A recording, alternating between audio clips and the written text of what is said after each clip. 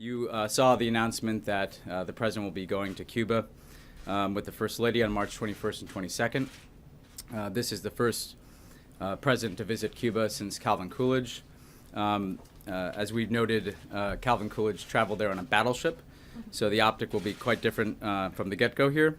But I just wanted to step back and put this in a little bit of context. Clearly, this has been a sea change in terms of U.S. policy towards Cuba and U.S.-Cuban relations over the last year and a half since President Obama and President Castro announced on December 17th, 2014, that we would have a process of normalizing relations.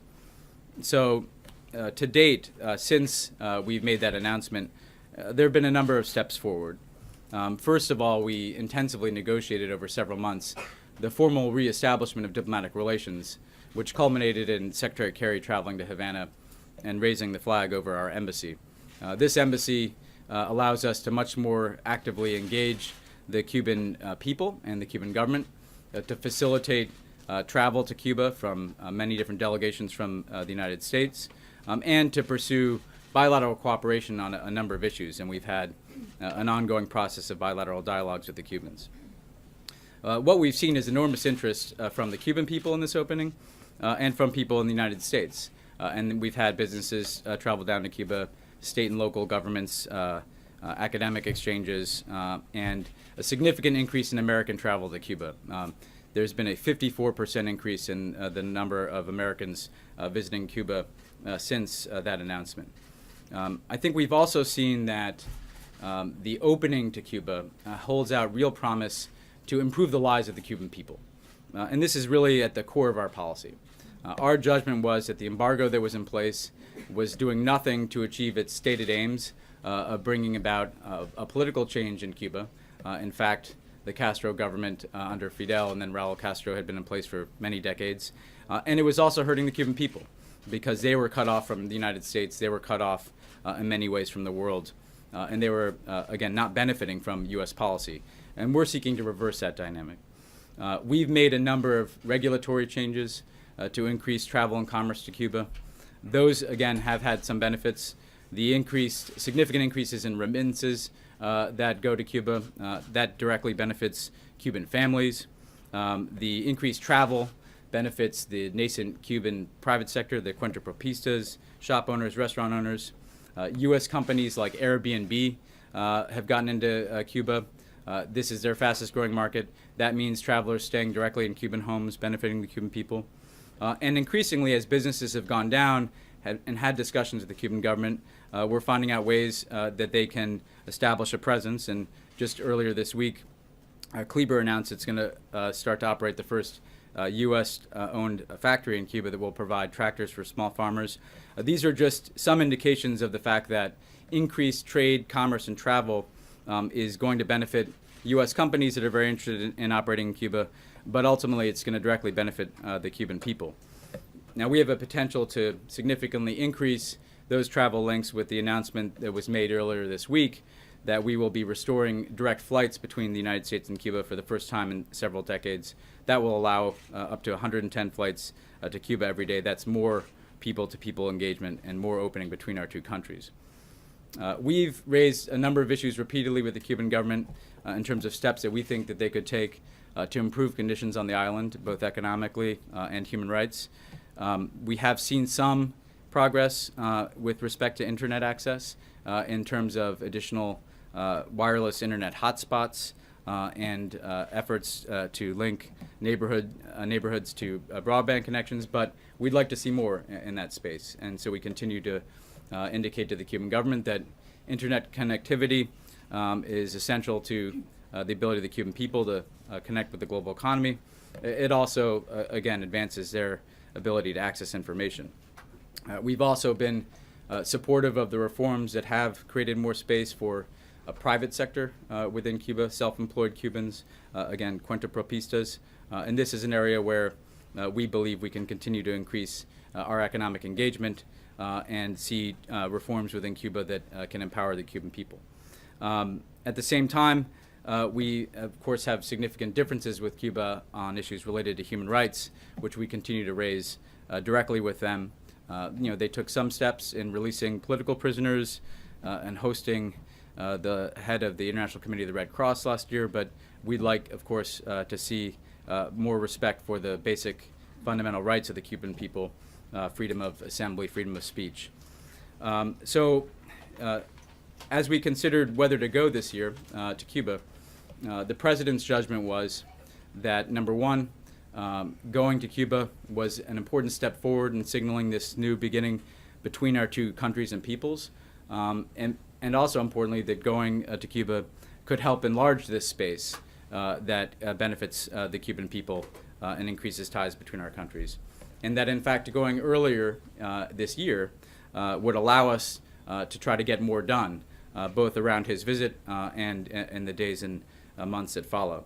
So what we'll be focusing on with respect to the visit is how can we take the changes we've made in our policies and regulations and try to connect them to changes and reforms that the Cubans are making so that there's more commercial activity, so that there's more of an opening for U.S. businesses, but importantly for Cubans to benefit from that activity and to be able to access more resources and, again, achieve a better life. How can we expand our people-to-people ties so that there's increased travel, but also increased cooperation in a number of areas? And we've had a good cooperation, for instance, discussions on issues related to medical cooperation, cancer vaccines. There are other areas where we can expand our people-to-people engagement. How are we supporting and encouraging efforts around, as I said, increased access to the internet and telecommunications in Cuba? How is Cuba, again, investing in this nascent private sector there? And of course, how are we engaging not just the Cuban government, but the Cuban people and Cuban civil society and speaking out for the human rights that we support around the world? And certainly on his trip, the president will have the opportunity to engage not just the Cuban government, but Cuban civil society, Cuban entrepreneurs, Cubans from different walks of life. So it's an important opportunity, this trip. It's historic in nature, but also we see it as a means of pushing forward this normalization process, trying to achieve a greater opening between the United States and Cuba commercially, but also supporting and advancing the values that we care about, all of which taken together we believe will be enormously beneficial to the Cuban people and, frankly, to U.S. interests. Following the trip to Cuba, I just note the president will be traveling to Argentina. The Cuba opening also has to be seen as part of an effort by the United States to significantly increase our engagement in the hemisphere. This is a region that had long rejected our Cuba policy. Our Cuba policy had, in fact, isolated the United States more than it had isolated Cuba in the hemisphere. Argentina is a country that until recently had a president who had, I'll say, problematic relations with the United States. The new president there has indicated his interest in beginning and restoring and renewing U.S.-Argentina relations. That will be the business of that trip. So we'll be able to discuss how to increase our diplomatic, economic, and other forms of cooperation. I'll just close by saying that we've been engaging the Cuban government leading up to today, but we've also been engaging the Cuban American community that follows these issues very closely and will continue to do so. We've been engaging with our business community, with human rights advocates, and we will continue to do so between now and the trip. And we believe that at the end of the day, part of what makes the Cuba issue so unique is the interest and passion that Cuban Americans feel about it. We want to make sure that we're hearing their voices as we prepare for what will be a truly historic occasion. So I'll stop there and take questions. Yep, Jeff. And will the president meet with dissidents when he's in Cuba, and how did you negotiate that with the Cuban government? Yes, yeah, he'll be meeting with dissidents, with members of civil society, including those who certainly oppose the Cuban government's policies, just as when he went to Panama for the Summit of the Americas and met with Raul Castro, he also met with critics of the Cuban government in his civil society roundtable. I think the point that we make to the Cuban government is that we engage civil society in countries around the world. That this is part of how the president does business. When he travels in different regions, he meets with a broad range of actors, and Cuba is no different. So we may have a complex history, but the fact that we meet with and support people who are seeking to have their voices heard is part of what the United States does, and doesn't mean that we're seeking to overthrow the Cuban government. It means that we're seeking to support basic universal values that, again, we would care about in any country. Do you expect him to see Fidel Castro while he's there, and do you expect this to be tied in any way to the Colombia peace talks? So I wouldn't expect him to meet with Fidel Castro. Raul Castro is the president of Cuba. He'll certainly meet with President Castro. With respect to the Colombian peace process, we have had good cooperation from Cuba on that issue. The Cubans have hosted the talks between the Colombian government and the FARC. We have had a representative, Bernie Aronson, who's attended a number of those discussions. So we and the Cubans together have worked to support the Colombians as they are pursuing a peace agreement. So I think it'll certainly be a subject that we discuss with the Cuban government, that the president discusses with President Castro. At the end of the day, as the president told President Santos when he was here, we want the best deal for Colombia and the Colombian people, and that's what matters here, and we're willing to support that in any way we can. Michelle? Back when the opening, the start of normalization was announced, you guys mentioned some things that you expected the Cuban government to do, including the release of those prisoners. But ahead of a presidential trip to Cuba, were there any conditions, or was there anything specific that you expected them to meet before this happened? Yeah, so I think that the basic question that we've explored, including in discussions with the Cubans, is whether we could use the trip to demonstrate that normalization is making progress. And look, there are very different types of steps that each of us have to take. On the U.S. side, we've been methodically reviewing and in some cases changing our regulations to allow for more travel and commerce, and we will continue to do so in the weeks leading up to the trip. With respect to the Cubans, what we would like to see is that they are taking the types of steps that allow those regulatory changes to take hold, that allow U.S. businesses to start to be able to operate in Cuba in ways that benefit the Cuban people, that allow for, again, greater opportunity and access to information for the Cuban people. So, again, it's not as specific as the process we had with the Vatican in terms of the commitments that were announced on December 17th, but we do want there to be concrete progress that creates momentum for normalization, that demonstrates that normalization benefits the Cuban people and the American people, and that frankly can help make the changes that we're pursuing irreversible going forward. So there's a range of steps that the Cuban government could take to advance that process, and we'll be continuing to discuss that with them in the coming weeks. Now, of course, on human rights, we regularly raise a whole host of issues around certain cases of prisoners, certain patterns of detention, and certain limitations on rights, and that will be, of course, a part of the discussion as well. Yeah, Margaret. And since you announced the sort of normalization process, there's been a dramatic spike in the number of Cubans fleeing for the U.S. Are those numbers sustainable, and is that wet foot, dry foot policy of the U.S. something that the president's going to address? Yeah. So we've seen certainly an uptick in the number of Cubans, particularly Cubans traveling to Central America as part of an effort to make their way to the United States. I think that's tied to perhaps expectations around our policy changes, but also greater freedom of movement for Cubans to travel from Cuba, and frankly, in some cases, increased resources from some changes in our policies in other countries. We are not planning to institute change with respect to wet foot, dry foot, but we do regularly, again, look at our broader migration policies. We have a dialogue with the Cubans about those issues. we've worked very closely with our Central American partners as they've dealt with this influx of Cubans who are making their way to the United States. So we will be addressing the migration issue, but again, our focus is on how can conditions improve in Cuba so that over time there's more economic opportunity and less of a need, frankly, for Cubans to have to pursue opportunity elsewhere. And will you be bringing a delegation of congressional members with you, particularly since you need congressional help to lift the embargo and those big things that are still in the way? We'll certainly want to incorporate members of Congress into the president's trip. There are a number of members who've been, and both parties, I should add, this is an issue that does engender bipartisan support. We'll want to make sure that they're incorporated into what we're doing. Ron? Are you satisfied with what the Cuban government has done on human rights? You sound disappointed.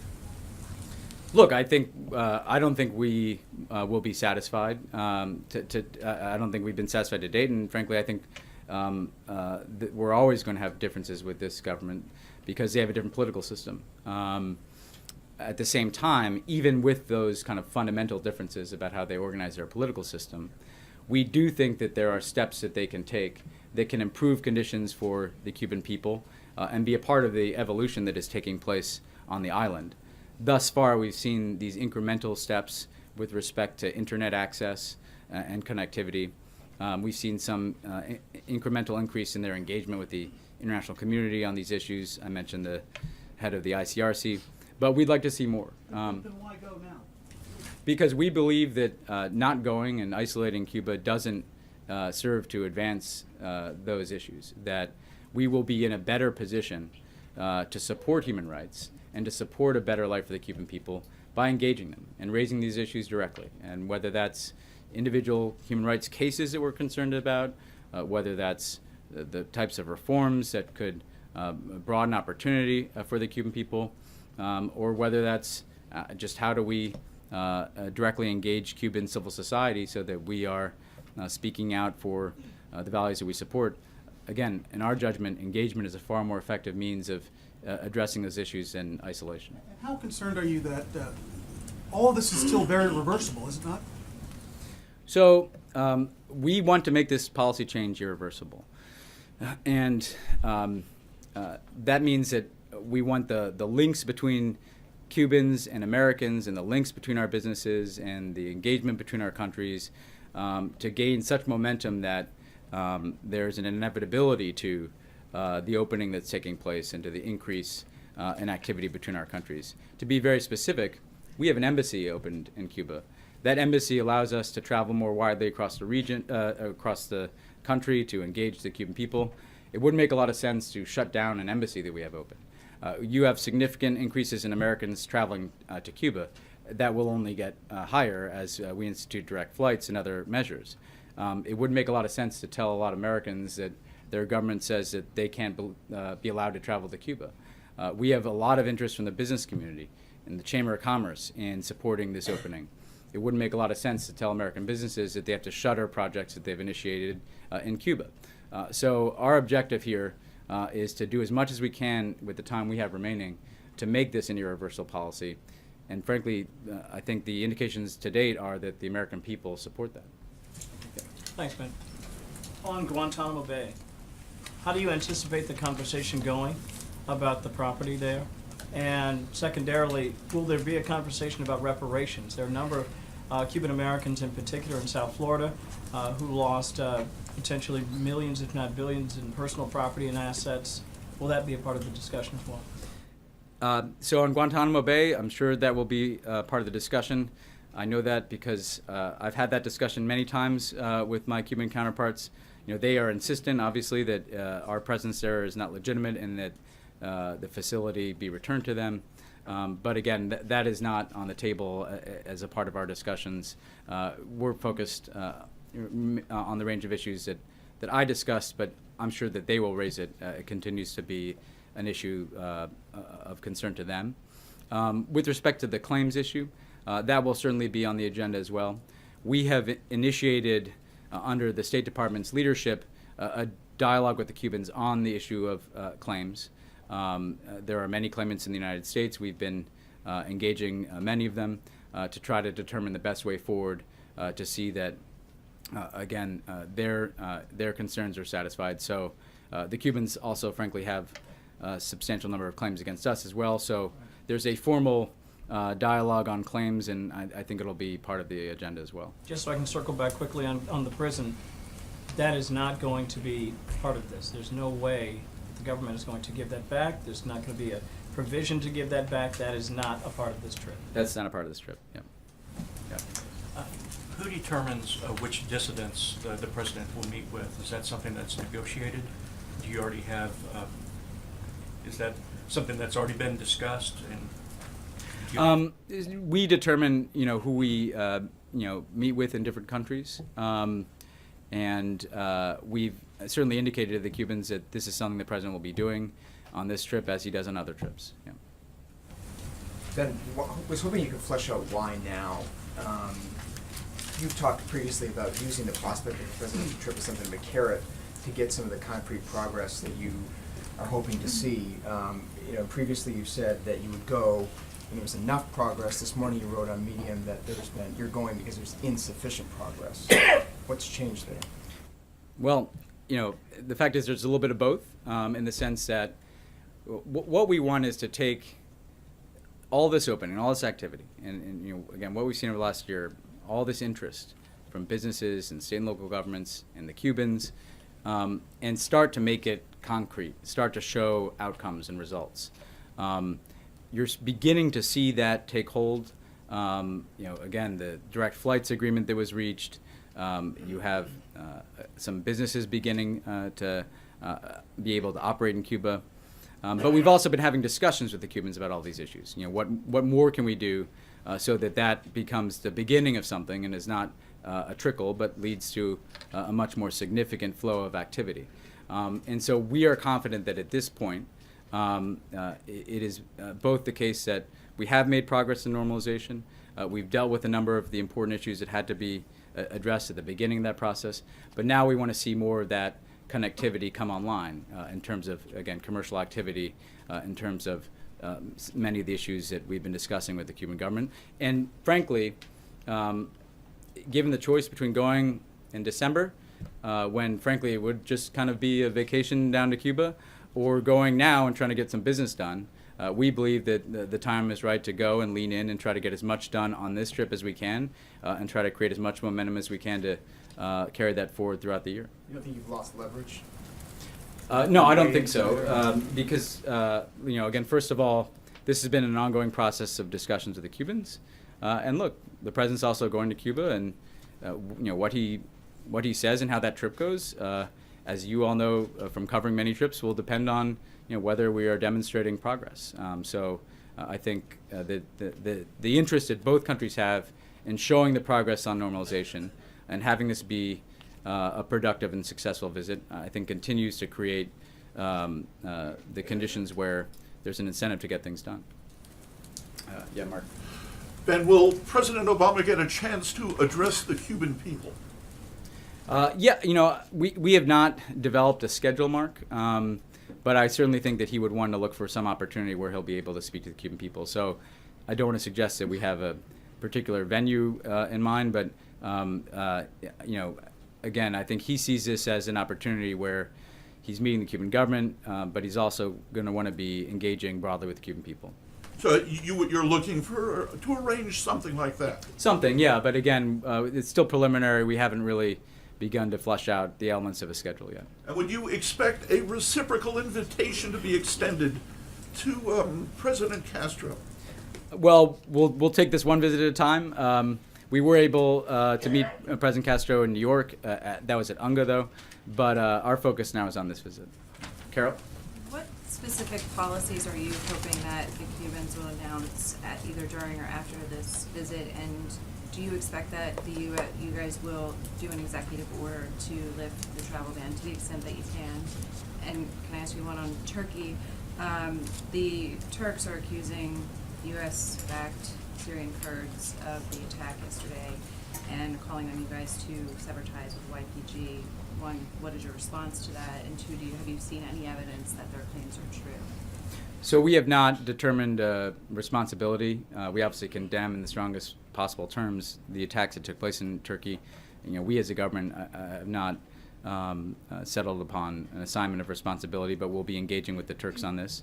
You know, we've made clear to the Turks that in all of our engagements with the YPG and other Kurdish elements, that we make very clear to them the importance of our alliance with Turkey and the importance of them not engaging in efforts that would undermine what should be our focus, which is the shared threat of ISIL. So this is something, though, that we'll be talking directly to Turkey about. And we'll, of course, want to make sure that their security concerns as an ally are taken very seriously. And we'll want to make sure that the different actors that we're working with in Syria are focusing their attention where it should be, which is on the counter-ISIL effort. On your first Cuba questions, you know, we have been steadily making regulatory changes since December 17th. We, at the end of January, announced our last tranche, but I would expect that that process will continue. So as we have additional regulatory changes to make, we will announce them. I don't want to preview what they are because that's you know, an ongoing process that involves our efforts to ensure that you know, not only reacting consistent with the laws that are on the books, even if we would lift the embargo if we could, but that we're also focused on the right issues and areas. Generally, what we've aimed to do is promote additional travel, commerce, and economic activity in Cuba that, again, we believe benefits the Cuban people. In terms of the steps the Cuban government can take, you know, again, I don't want to be overly prescriptive from here. I would say that we talk to our business community. There are a number of things that Cuba could do that could make it easier for businesses to operate in Cuba and to operate in ways that benefit the Cuban people, to have a presence and to be able to engage Cuban workers. So again, there's actually a delegation here this week from Cuba, including the Minister of Trade, and we're discussing what are the practical steps that could be taken that, again, connect our regulatory changes with their economic reform efforts. There are also issues that we just regularly and consistently have raised. As I mentioned, internet access has been one of those. Our support for, again, their nascent private sector as a part of that economic reform agenda has been one. And then on human rights, I'm sure we'll have a number of specific issues that we'll be continuing to raise between now and the trip. We'll want to make clear that, you know, in any case, we'll be focused on those issues because the American people care about them, the president cares about them. So again, I think between now and the trip and on the trip itself, we'll want to have you know, steps taken by both the United States and Cuba that show how this is moving forward. And then there'll be areas of bilateral cooperation that we're pursuing with Cuba where we'll be exploring what can get done around a trip. Can I ask just one more? Yep. Did you guys talk to folks on the Hill, particularly your critics of this policy in advance of this trip? We've been doing outreach to the Hill. I myself spoke to a number of members. I don't like to read those out. Some, you know, I definitely spoke to people of different viewpoints, people who are critical of what we're doing and people who are very supportive. I will say that, you know, our judgment of what's taken place is you see increases in support for this policy on Capitol Hill. That if this is moving in a direction, it's moving in the direction of opening. And you see that with the number of people who are supporting lifting the travel ban in Congress. You see that in some initial efforts to lift the embargo. And you see it as something that crosses party lines. So, you know, you have Senator Leahy on the one hand, but also Senator Flake, who's very supportive of what we're doing. And so part of what I think the opportunity is here is you have bipartisan support for this policy that has been growing, and we want to push that forward. Yeah. I was wondering if you could talk a little bit, I think critics have pointed to the spike in arrests of dissidents in Cuba as evidence that, you know, maybe they have Wi-Fi hotspots now, but kind of, there's actually been a regression on human rights issues. So I'm wondering, do you guys see this as having been a net positive, or has this issue kind of been overshadowed some of the gains that have been made, especially economically? I wanted to ask really quickly if there had been progress made on returning some American fugitives that are now in Cuba, and then on Argentina, if the U.S. sees now that there is a new president, or a new first family for the first time in a long time, whether they can be an ally, and what kind of reception you expect the president to get, especially considering the one that President Bush received when he went down there.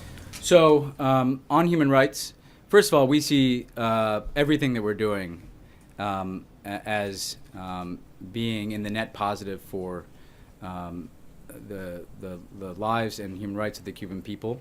I'd say a number of things. First of all, the economic issues ultimately are connected to the human rights issues, because it gets at are the Cuban people going to benefit from having a better well-being? Are they going to be empowered by greater access to information in the outside world? But what we're also seeing is the expectations of the Cuban people have gone up for the future. And that's a good thing. We want the Cuban people to be hopeful for the future. We want them to see that there are possibilities for them to be continuing to pursue a better life. What we do see with the government is they have continued, in particular, a practice of these short-term detentions that are, again, deeply concerning.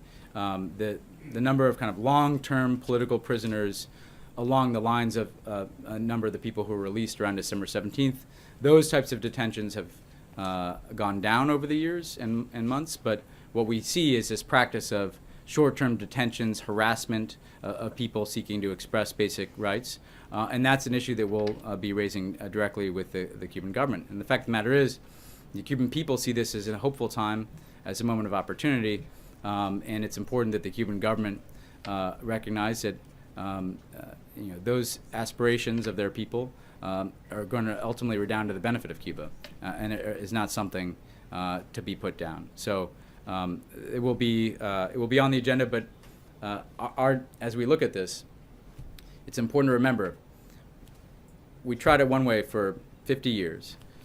We had an embargo, we had democracy funding, and you did not have a promotion of human rights on the island. We believe that this is a much better way to ultimately support the Cuban people and help them achieve a better life. I'll give you just one example. The U.S. government had an embargo that limited the Cuban people's ability to access all kinds of goods. At the same time that we were seeking to provide phones to some individual Cubans. Well, why not just try to allow all Cubans to have access to telecommunications? That, in our judgment, is a better way of advancing the things that we care about. With respect to Argentina, we definitely anticipate that they'll be a closer partner on a range of issues. And in fact, President Macri's been a strong voice for democracy and human rights in Latin America. He signaled that he'd like to have a closer economic and diplomatic cooperation with the United States. So we believe this is really a new beginning and a new era in our relations with Argentina. And it mirrors the sentiment we see across the region, particularly since our Cuba opening, where there's much more receptivity to working with the United States. So I'd imagine the reception will be very positive, and it speaks to the goodwill throughout the hemisphere for President Obama. Yep. Thanks, Ben. You talked about the embargo and trying to get it lifted. The trade minister earlier this week prescribed things that he thinks the White House can do without the lifting of the embargo. Allowing the dollar to be used in a third country and permitting U.S. import of rum and cigars, of course. That might be something I other don't know if that's people of want interest to. to anybody here, but Have those things been considered? Is it too soon? When would be appropriate to consider those, especially if you continue to have the intransigence that you see in Congress to lift the embargo? Yeah, we've been considering those issues, and essentially what, look, our judgment is that the embargo should be lifted. Short of that, we want to look at what are the areas where we can open up space that can promote the greatest travel and commercial activity that ultimately, again, benefits the Cuban people. So we are looking at those issues, and as I said to Carol, I'd expect that just as we've kind of on a regular basis been rolling out these different regulatory changes, that we'll be able to continue to do that in the coming weeks. We think that's in our own interest. We think that helps advance the interests of Americans who want to travel to Cuba to engage the Cuban people, or American businesses that want to engage in Cuba, but also, frankly, in helping ordinary Cubans. So we'll be looking at that. Yeah. What would be the technical process of doing that? So it's a very technical process, and essentially what it involves is different agencies of the U.S. government, in particular as it relates to our sanctions policy, Treasury, where we very much would urge the confirmation of Adam Zubin, because he oversees this office, and it's very important work. Treasury reviewing our regulations and deciding what type of licenses to issue, what type of policy changes that can be made, and of course everything that we do has to be reviewed by Office of Legal Counsel to ensure that it's consistent with existing law. Juliet? I've got one specific question and one broader one. Specifically, the First Lady doesn't go on that many foreign trips. Could you talk about what her participation means and whether the Obama's daughters are going, because it does say the first family will meet President Macri? And more broadly, could you talk about how the administration's work with Burma on similar issues regarding democratization has helped inform what's happening with Cuba, where you see parallels and where you see differences? So the First Lady will be coming. I don't, I don't think we, have an answer with respect to the children at this point. But the First Lady will definitely be accompanying the president. I think she's taken a greater interest in issues related to girls' education internationally as we've moved into the second term, and again that's beyond the United States. So that's been the substantive focus that she's had. But I also think that she looks for the appropriate opportunities that have in part to do with their schedules aligning, also in part having to do with focusing on regions where I think she can help us advance our efforts. And if you look at this type of trip, what the First Lady is frankly singularly good at is she's an enormously popular figure in different countries around the world, generates a lot of goodwill, and is a very able messenger for America and its values. And so going to a place like Cuba for the first time in this presidency, and the first time in many years, and having this kind of historic opening to the Cuban people, I think it's very important that she's there and that her voice is a part of the conversation, and that this region more generally of the Americas is one that she's interested in engaging. So we very much welcome her participation. With respect to Burma, I do think there are some parallels and obviously a lot of differences. The core parallel is that we believe that the policy of not engaging Burma and Cuba was not working in either case. When we came into office in Burma, you'd had a military junta that had ruled with an iron fist for many years. You had Aung San Suu Kyi and many other people in prison. You had an economy that was closed off from the rest of the world. And we felt that simply using isolation and sanctions wasn't working to resolve that situation. And so the president engaged. And we engaged broadly in Burma. So we engaged the government, but we also engaged civil society. We also engaged entrepreneurs. We also sought to promote economic ties to show the benefit that could come from more engagement with the international community. And we've seen that have an enormous effect in just a small number of years in Burma in opening up space there, in restoring their connections to the international community, and ultimately in a very successful election that took place late last year. And I note, the president traveled to Burma twice, even when those questions were still very much in play. Our judgment is you don't wait until the story's over to show up and find out what happened. That just puts us on the sidelines. And that by going to a place like Burma, he was able to advance the things that we care about. He was able to raise the hopes of the people there, and he was able to restore a relationship with a country that had been deeply estranged from the United States. Cuba is very different in that, in terms of size, in terms of the issues in play, in terms of politics. But I think the common thread is that we believe we can accomplish more through engagement. We believe that that engagement should be with the government, but also with the people of the country. And we believe that greater connectivity to the United States and the international community, diplomatically, economically, ultimately is going to be to the benefit of the Cuban people. Just one follow-up. Would you say that it's harder, however, to do this in Cuba because you don't have this kind of mobilized opposition the way you had in Burma? Is that one of the things that makes potentially democratization a little more challenging in this instance? Well, you had Aung San Suu Kyi in Burma, and so there was, an opposition figure who of enormous renown, whereas in terms of the politics in Cuba, you have a one-party system, and then you have elements of opposition, but it's not analogous to the long-standing prominence of the NLD and Aung San Suu Kyi in Burma, including their running and winning an election in the late 80s. So the political circumstances are certainly different. Julie? Thanks.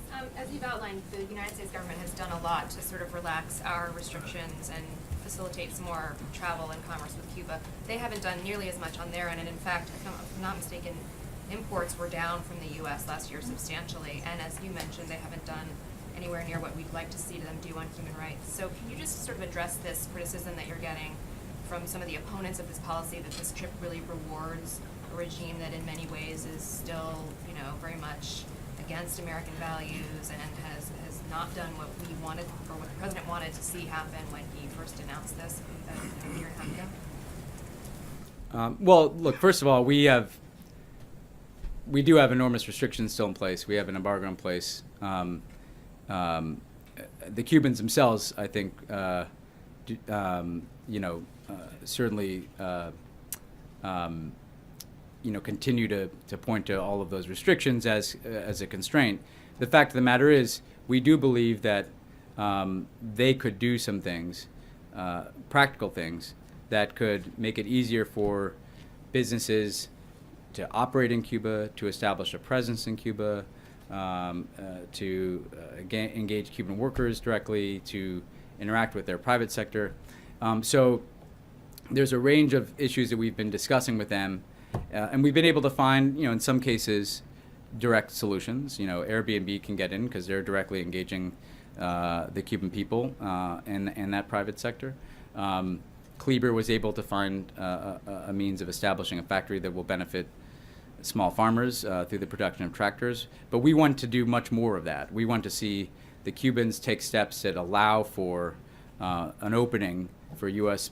businesses, because ultimately we believe if our businesses are operating there and there's travel there, that's going to be to the benefit of people. So again, a degree of progress, some steps by the Cuban government on whether it's internet access or specific arrangements with U.S. companies, but not enough. And that leads to the core point, which is we believe the best way to try to push this forward is for the president to go. That essentially there's been a whole range of activity. Part of what business has been able to do is, and we've been able to do, is kind of look under the hood of the Cuban regulations and the Cuban legal framework over the course of the last year. This is not a country that was, in many ways, designed or prepared to immediately engage the U.S. private sector. But I think we now have that understanding. So I think that there is an opening for us to try to push a much greater degree of activity through. And again, the basic point we would make to critics is, the way to carry this policy forward is to keep leaning forward and to keep engaging more and to keep pressing for greater activity and to keep pressing for the Cubans to take steps in line with our steps that open up this space between our countries. And pulling back would only make it harder to achieve those things, but a presidential visit is a forcing mechanism, and I think it has a potential benefit of making our government and the Cuban government do as much as we can to make normalization move forward.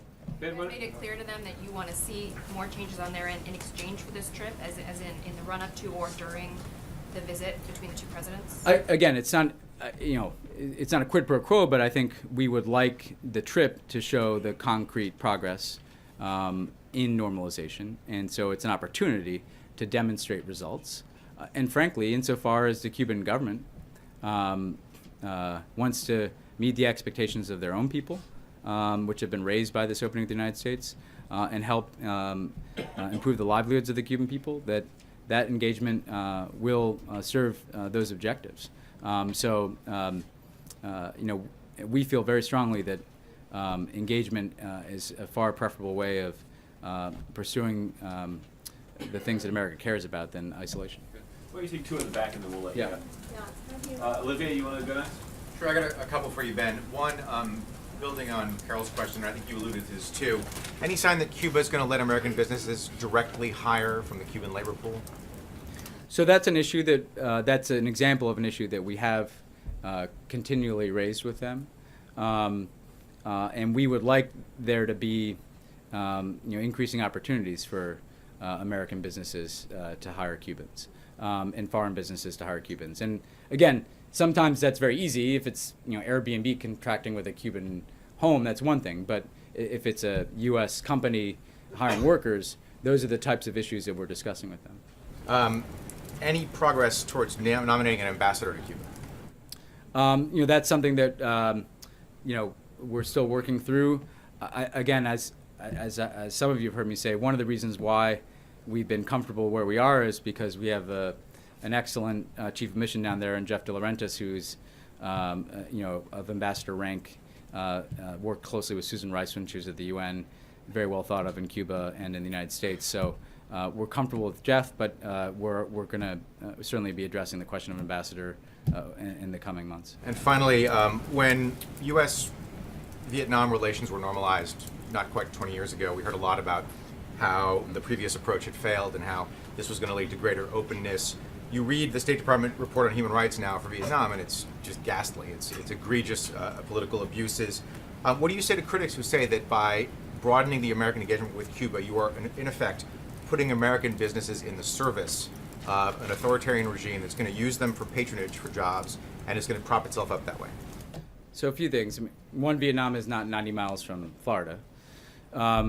Two, I think that what American businesses can bring is greater opportunity for Cubans, greater connectivity to the United States and to the Cuban American community. Yes, if the Cuban economy improves, there'll be more resources for the government, but there'll be far more resources for the Cuban people. And if you look at the direction of the Cuban economy, a lot of the activity, a lot of the growth is in the Cuenta Propista sector and is in sectors that are engaging the rest of the world. So we believe that American business is a net positive for the Cuban people, and that over time is going to bring about real benefits and improvements in their lives. And then there are certain sectors, obviously, where we can make a critical difference if you look at something like telecommunications. But the last thing I'd say is part of what's different is we have a Cuban American community that is deeply invested in the future of Cuba, that cares deeply about the well-being and the rights of the Cuban people. And I think what we've heard from many of them is they see that Cuba is changing. There is an evolution taking place in Cuba, and we can either be a part of that or not. And if we keep ourselves out of it, and the Europeans and others are there helping to shape this change that's taking place, that doesn't make a lot of sense. And that's why I think you have people like Carlos Gutierrez and other Cuban Americans who've come to this recognition that this is the moment for us to engage. Because again, this is a government that was very comfortable for over 5 decades with the embargo in place, and with the United States as essentially the source of legitimacy that they drew upon because of what we were trying to do to Cuba. We have seen Raul Castro begin to initiate a set of reforms in Cuba. They obviously aren't at the pace and scale that the United States would suggest with their economy, and it obviously doesn't get at the core political issues, but there's an evolution taking place. And we want to be a part of that evolution. We don't want to remove ourselves from it. Yes, ma'am, I'll give you the last one in the back. Thank you so much.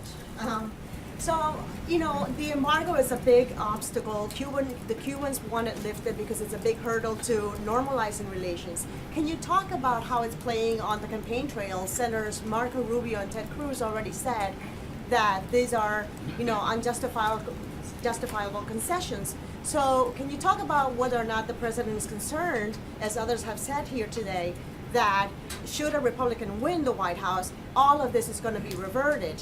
And then for Argentina, can you elaborate more on the timing of the trip? It's been 2 decades, as you said before. What specific message is the president bringing to President Macri? Well, I think the timing is we wanted to go early in this administration, given that President Macri had expressed his interest in renewing our relationship.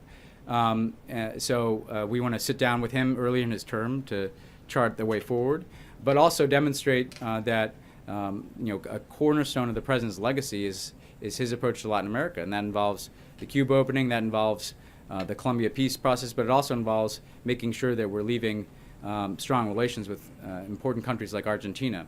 And I think it's fitting to go on the back end of the Cuba trip for that reason as well. With respect to your first question, first of all, again, the long-standing approach that those senators have supported has failed to produce any results. The Cuban government is still in place. It's not as if one more year of the embargo is going to bring transformational change. This was a policy that we pursued for decades. We have an evidentiary basis to make an assessment that it's not working. But even beyond that, it wasn't helping the Cuban people. The Cuban people were suffering because of the embargo and because of these restrictive policies. And the fact of the matter is, the thing that we should all agree on, and I think we do all agree on, is we want a better life for the Cuban people. The Cuban people support these changes. Every indication is that they overwhelmingly support engagement with the United States. So why would we, in service of our objective of helping the Cuban people, ignore their voices and tell them that they're going to have to continue to live under the embargo and tell them that they're going to have to live cut off from the rest of the world? Let's listen to the Cuban people. They are invested in this. They see this as potentially leading to a better future. And moreover, I don't think that it's the right way to think about the changes we've made as not in our own interest. It's not a concession to have an embassy. That makes no sense. An embassy allows us to better represent our interests, to better engage civil society, to better facilitate American commerce, to better speak up for the things we care about. It's not a concession to allow Americans to travel to Cuba. Americans would very much like to travel to Cuba. So explaining to them that it's some concession to allow them to do something they want doesn't make a lot of sense either. And it's not a concession to allow American businesses to pursue opportunities that they're seeking in Cuba. That's in our own interest. That's the opposite of what a concession is.